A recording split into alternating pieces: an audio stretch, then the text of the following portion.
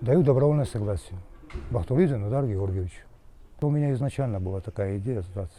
I give my voluntary consent. Bakhturidze Nodar Georgievich. I initially had this idea to surrender when I was going here and to ask for asylum in my homeland, in Georgia, apply through the Ukrainian consulate of Georgia or through some non-governmental organizations and somehow get asylum there. Or if it doesn't work out with Georgia, my homeland, then get asylum in some other democratic state that would take my side. My friend suggested it to me. He is also a veteran and supports Ukraine in his blog. 4 months ago he mentioned that I could do this. I was serving my illegal sentence in a Russian prison. You know, I have been suing for 4 years and have not managed to prove my truth. So maybe it was a desperate, stupid attempt, but it seemed like I had a chance. Were you in prison?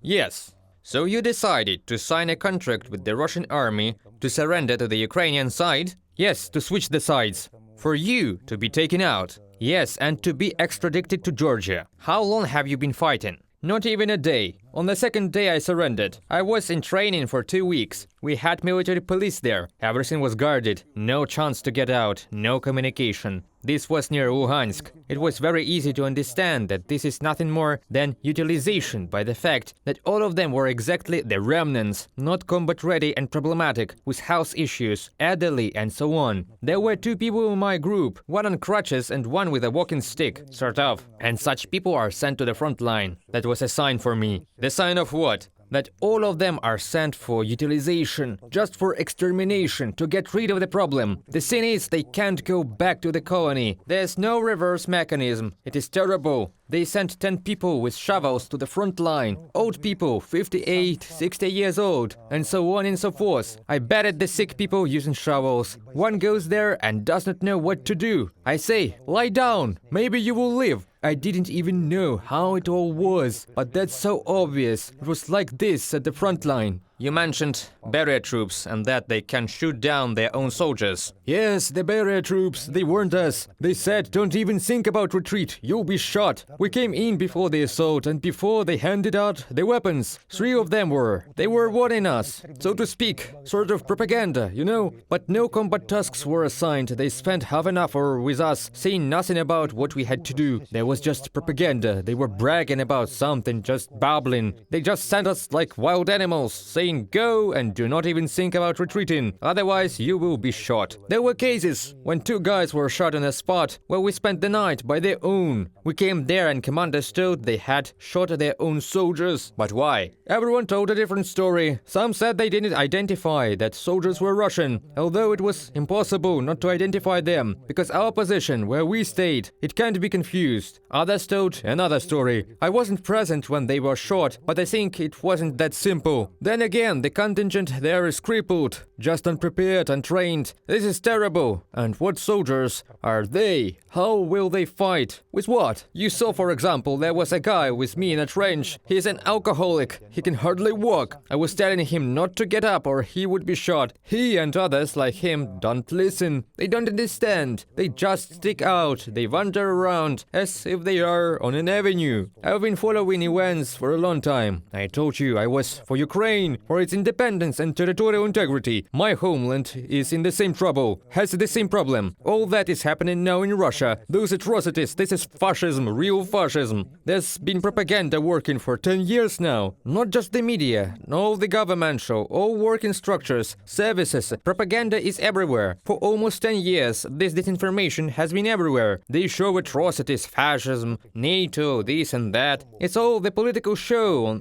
for the public channels, even on the channels about nature, even on the channels where the topics have nothing to do with politics. They put propaganda everywhere. Almost no show can be released without a political comment or intro. This is about standard programs, not mentioning the political ones. Tell me, how can we beat them? Saying us, I mean Ukraine, Georgia, and all the republics of Russia that are still parts of it. How do we defeat this evil empire? Look, this particular case that I just told you about is a heinous crime against against its own people, part of its own society. There's no such a thing as Russian justice. Believe me, I've been suing for 4 years. I was unable to prove the truth. Why? Because between me, who was in a place where a crime had been committed that I did not commit, and the person who most likely committed it, I will not specify, as I was not present. I had left the place an hour earlier. He has a daughter, his adopted daughter, who is the head of the investigation department. Who do you think will serve a prison sentence, me or him? There was a video surveillance system at the crime scene, which shows the only entrance through which you could get there. I have all the criminal case evidence that I am innocent. Photos in the description, in the protocol of the scene, which mention a video surveillance system, are of no interest to the investigation. Do you think this is reasonable? The video surveillance system and the first day of the incident, you can find out who was involved, who came when, who could be there, an alibi, and so on. Everything could be checked. You could identify the person involved, the time of the incident, in what condition a person left, whether or not they left early. You can get that from the video footage, photographs. There are 3 or 4 photos that were conveyed at the time of the investigation. What was happening from the street is also shown. It proves that all the equipment was there, a full-fledged video surveillance system. I had them in my criminal case, put them up in the court, showed them like that. 5 times I applied to the court to find this recording and so on. And they asked me,